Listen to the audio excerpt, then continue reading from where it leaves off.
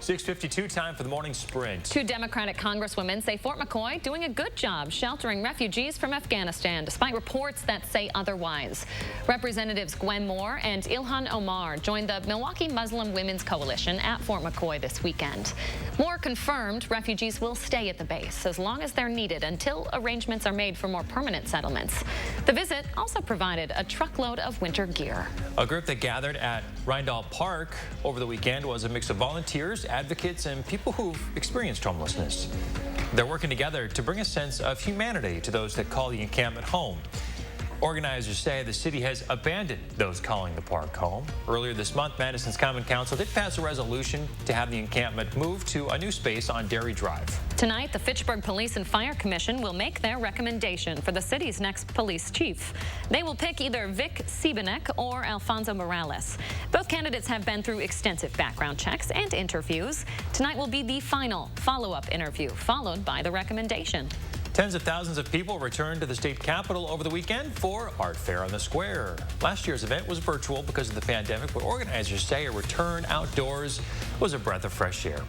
If you weren't able to attend, Madison Museum of Contemporary Art has a list of all the participating artists on its website. You can find a link at channel3000.com. State Senator Patrick Testin is throwing his hat into the ring for Lieutenant Governor of Wisconsin.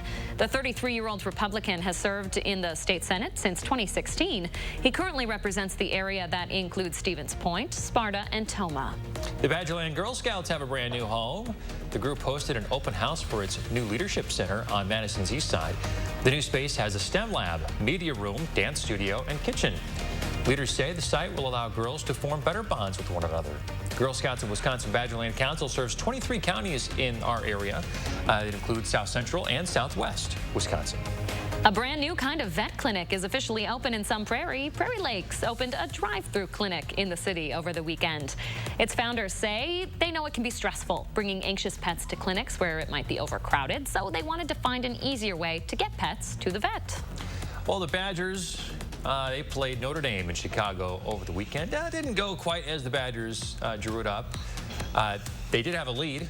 Wisconsin was up 13-10 at the beginning of the fourth quarter, but ended up losing 41-13. Badger quarterback Graham Mertz threw a total of 4 interceptions. A group concerned about the safety of graduate students working at the University of Iowa is now taking action. The Campaign to Organize Grad Workers filed an official OSHA complaint this week. It claims the classrooms and buildings aren't safe from COVID-19. Graduate workers are hoping to see required COVID-19 testing, more days for online learning, a mask mandate, and vaccine requirements. People 65 and older, those with underlying medical conditions, and at-risk or healthcare workers now have the green light to get Pfizer's COVID-19 booster. A CDC advisory panel had rejected the at-risk group, but CDC Director Dr. Rochelle Walensky went against the recommendation. She says allowing that at-risk group to get boosters aligns with FDA recommendations.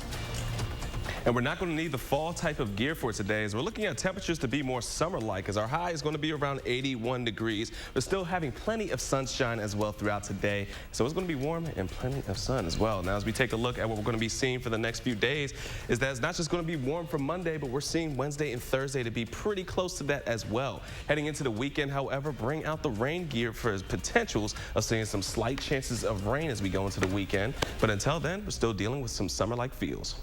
All right, thank you very much, Julian. Enjoy that sunrise, folks. Have a great Monday. We'll see you back here tomorrow morning.